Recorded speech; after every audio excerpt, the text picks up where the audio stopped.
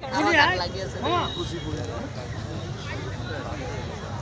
সকলোৱে দুটা কথা মনত লৈ যাব লাগিব। এই দুটা কথা আমি লতাশিল খেলপথাৰত থিয় হৈ প্ৰধানমন্ত্ৰী নৰেন্দ্ৰ মোদী ডাঙৰীয়া আৰু কেন্দ্ৰীয় চৰকাৰ বিজেপি নেতৃত্বাধীন কেন্দ্ৰীয় চৰকাৰ সন্মানীয় মুখ্যমন্ত্ৰী সৰ্বানন্দ সোণোৱাল ডাঙৰীয়া আৰু অসম চৰকাৰ দুইজনৰ দুইখন চৰকাৰ প্ৰধানমন্ত্ৰী মুখ্যমন্ত্ৰী আৰু দুইখন চৰকাৰ আৰু সাহসীয় বিজেপি দল তেওঁলোকক আমি ক'ব খোজো যে আমাৰ মুখৰ মাত আমাৰ ভাষা কাঢ়ি নিব খোজা হৈছে, আমাৰ মুখৰ ভাষা কাঢ়ি নিব খোজা হৈছে, আমাৰ পৰিচয় অস্তিত্ব নিকেশ কৰি দিব খোজা হৈছে এই বিলৰ জৰিয়তে। গতিকে বিল আমি নামানো, এই বিল বাতিল হ'ব লাগিব। আৰু যদি বিল যদি বলপূৰ্বকভাৱে যদি আমাৰ ওপৰত চাপি দিয়া হয়, আমি প্ৰধানমন্ত্ৰী নৰেন্দ্ৰ মোদী ডাঙৰীয়া কেন্দ্ৰীয় চৰকাৰ ও মুখ্যমন্ত্ৰী সন্মানীয় সৰ্বানন্দ সোণোৱাল ডাঙৰীয়া অসম চৰকাৰ সাহসীয় বিজেপি দলক আমি কৈ দিব খোজো, আমাৰ ভাষা সংস্কৃতি পৰিচয় অস্তিত্ব নিকেশ কৰিব বিচাৰিলে আপোনালোকক আমি কিন্তু নিষ্ঠাৰে থাকিব নিদিম, এই কথা স্পষ্ট। এই কঠোৰ সকিয়নি আমি আপোনালোকক দি থলো। আৰু আমি পুনৰ ক'ব খোজো, এই খিলঞ্জীয়া সজাগ হোৱা বাংলাদেশী ৰক্ষক আহি পালেহি দিছপুৰ, বাংলাদেশী ৰক্ষক বহি আছে দিছপুৰত। আৰু সেইকাৰণে ক'ব খোজো আমি সজাগ হৈ যাব লাগিব আৰু সজাগ হৈ যাবই লাগিব। আৰু তাৰ কাৰণে definitely it had a clear political motive because the bill related to the granting citizenship is totally a central government affair. I'm asking about the consent thing they are saying. Yes, state government, because we are living in a federal structure, state government consent is a very much essential part of the whole process. Therefore, they should introduce this bill after giving the consent of the concerned state, because already the Chief Minister of Meghalaya, Chief Minister of Mizoram, Chief Minister of Manipur, they are together opposing this bill, and the other political leaders also. The ex-Chief Minister of Arunachal Pradesh, Gedong Appa, the ex-Chief Minister of Mizoram, Lalthang Haula, everybody opposing this bill unitedly. But the Chief Minister of Assam is silent about this issue, and now he is creating in favor of the citizenship amendment bill. Therefore, we want the state government and central government do not play with the sentiment of the indigenous people. Do not politicize the population, because we are living in a secular society. Both Hindu and Muslims should be deported from Assam and entire Northeast and the whole of the country after 1971. It is the national commitment towards the people of Assam. Therefore, the central government should implement Assam Accord in toto and in letter and spirit. And we আৰু বহু শিল্পীৰ নাম হয়তো আমি উল্লেখ কৰিব পৰা নাই। আমাৰ মৰমৰ শিল্পী জুবিন গাৰ্গকে ধৰি কেইবাগৰাকী শিল্পীয়ে আমাৰ মাজত আহি উপস্থিত হৈছে। জুবিন গাৰ্গৰ সহধৰ্মিনী গৰিমা গাৰ্গ এই প্ৰতিবাদী আন্দোলনত তেওঁলোকে সহভাগী হৈছে। আমাৰ মাজত যিবিলাক কলা কুশলী শিল্পী বা চলচ্চিত্ৰ সমাজ অৱসৰকে ধৰি বিভিন্ন ধৰণৰ ফিল্ম ফেটাৰ্নিটিৰ মানুহ এই প্ৰতিবাদী সভাখনত উপস্থিত থাকি আটাইকে আমাৰ তৰফৰ পৰা ধন্যবাদ জনাইছোঁ। সদৌ শেষত আমি কামৰূপ জিলা ছাত্ৰ সন্থা মেট্ৰ' আৰু মহানগৰ কামৰূপ জিলা ছাত্ৰ সন্থা সদৌ গুৱাহাটী ছাত্ৰ সন্থাক আন্তৰিক ধন্যবাদ জনাইছোঁ।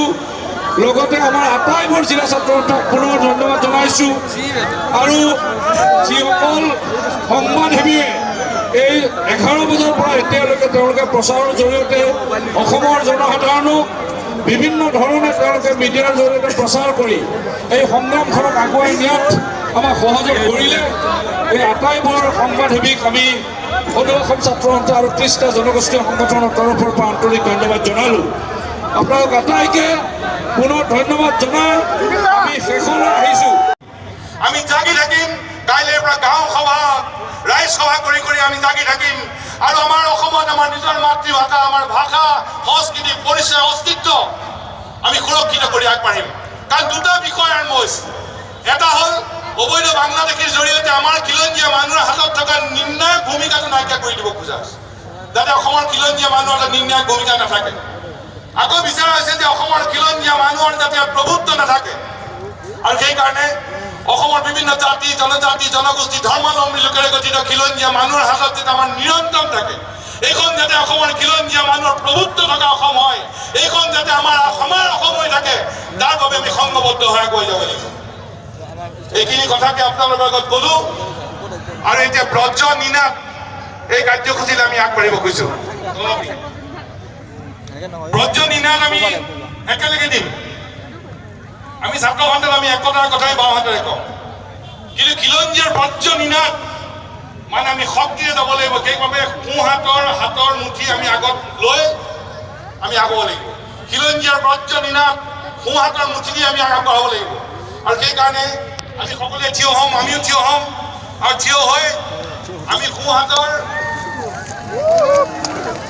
হাতৰ আমি হাতৰ মুঠি ঠিক কৰি ল'ম।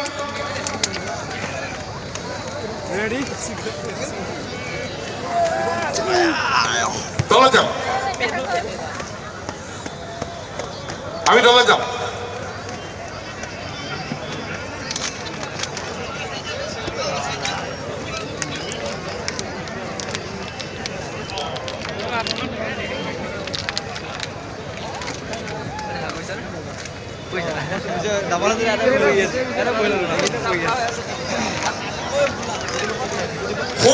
হাত ওপৰত, মুঠি মুঠি মুঠি মুঠি দি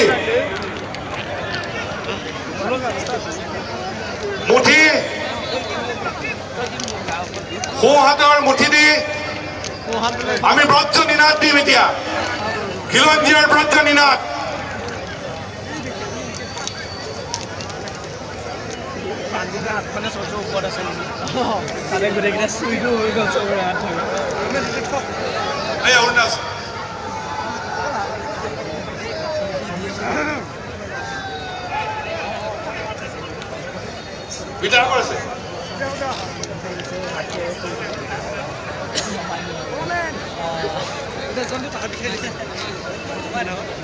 আৰু কৰ্ণ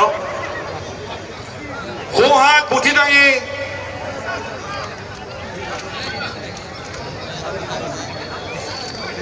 নাগৰিকত্ব সংশোধনী বিল বাতিল কৰক, নাগৰিকত্ব সংশোধনী বিল বাতিল কৰক, নাগৰিকত্ব সংশোধনী বিল বাতিল কৰক।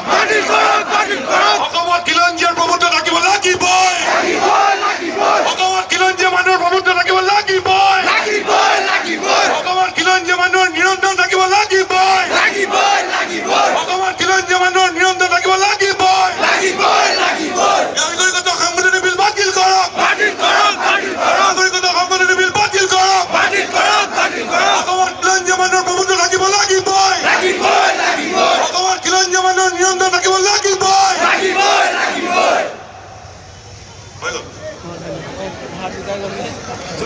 আকৌ এবাৰ হাতৰ মুঠি দাঙি ধৰি আকৌ জাতিদংগী নাগৰিকত্ব সংশোধনী বিল বাতিল কৰক, জাতিদংগী নাগৰিকত্ব সংশোধনী বিল বাতিল কৰক, জাতিদংগী নাগৰিকত্ব সংশোধনী বিল বাতিল কৰক। অসমত খিলঞ্জীয়া মানুহৰ প্ৰভুত্ব থাকিব লাগিবই, অসমত খিলঞ্জীয়া মানুহৰ নিয়ন্ত্ৰণ থাকিব লাগিবই, অসমত খিলঞ্জীয়া মানুহৰ নিয়ন্ত্ৰণ থাকিব লাগিবই, অসমত খিলঞ্জীয়া মানুহৰ নিৰ্ণায়ক ভূমিকা থাকিব লাগিবই, অসমত খিলঞ্জীয়া মানুহৰ নিৰ্ণায়ক ভূমিকা থাকিব লাগিবই। জয় আই অসম, জয় আই অসম, জয় আই অসম। বহি তেওঁলোকে এই বিলখনৰ প্ৰটেষ্ট কৰিছে। মই এই ছাত্ৰ সন্থাৰ কৰ্মকৰ্তাসকল যিসকল বাহিৰত এতিয়াও থিয় হৈ আছে, ঘূৰা ঘূৰি কৰি আছে, তেওঁলোকক আহি এই বজ্ৰনিনাদ কাৰ্যসূচীত অংশগ্ৰহণ কৰিবৰ কাৰণে অনুৰোধ কৰিছোঁ আৰু জিলা ছাত্ৰ সন্থাৰ নেতৃবৰ্গক তেওঁলোকক এই খেলপথাৰলৈ আহিবৰ কাৰণে ব্যৱস্থা গ্ৰহণৰ কাৰণে নিৰ্দেশ দিছোঁ। এতিয়া আমাৰ মাজত উপস্থিত আছে প্ৰতিদিন অসমীয়া প্ৰতিদিন টাইম চেনেলৰ সন্মানীয় সম্পাদক মুখ্য সম্পাদক নিতুমণি শইকীয়া ডাঙৰীয়া, তেখেতক বক্তব্য ৰাখিবৰ কাৰণে অনুৰোধ কৰিছোঁ।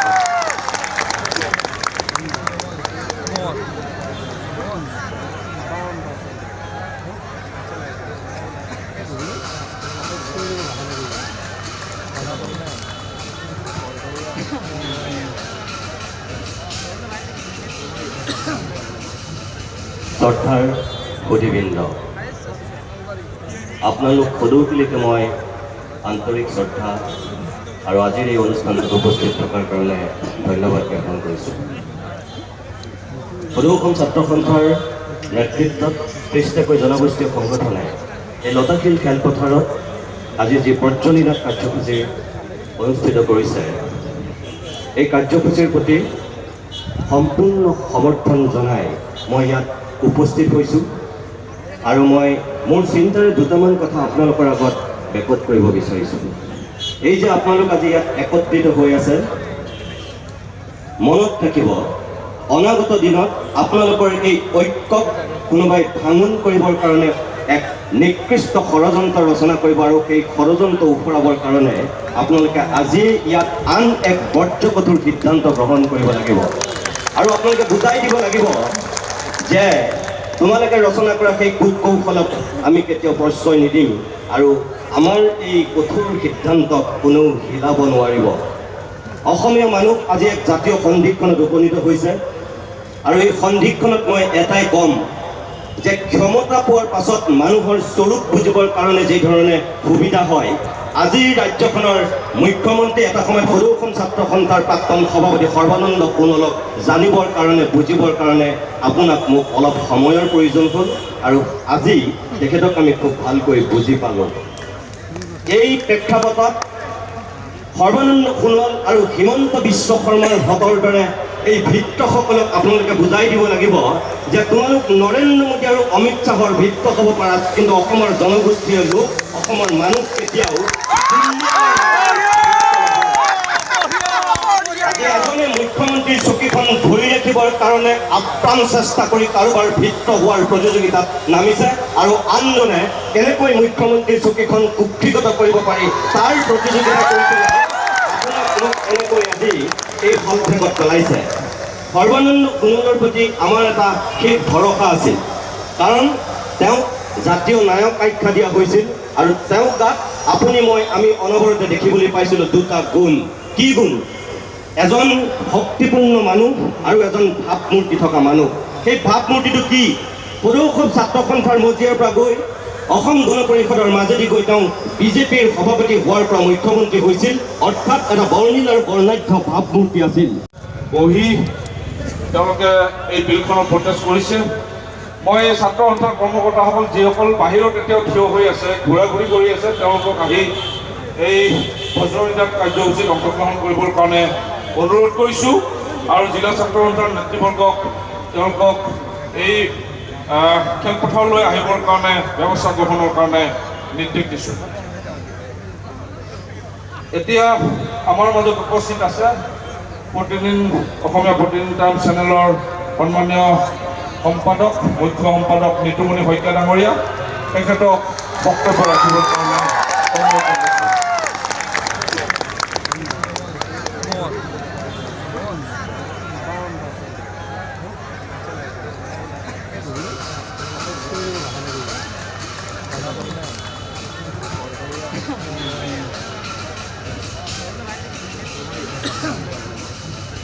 শ্ৰদ্ধাৰ সুধীবৃন্দ,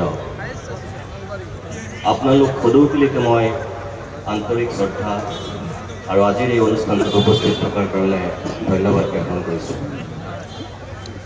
সদৌ অসম ছাত্ৰ সন্থাৰ নেতৃত্বত ৩০টাকৈ জনগোষ্ঠীয় সংগঠনে এই লতাশিল খেলপথাৰত আজি যি প্ৰজ্বলিত কাৰ্যসূচী অনুষ্ঠিত কৰিছে, এই কাৰ্যসূচীৰ প্ৰতি সম্পূৰ্ণ সমৰ্থন জনাই মই ইয়াত উপস্থিত হৈছোঁ আৰু মই মোৰ চিন্তাৰে দুটামান কথা আপোনালোকৰ আগত ব্যক্ত কৰিব বিচাৰিছোঁ।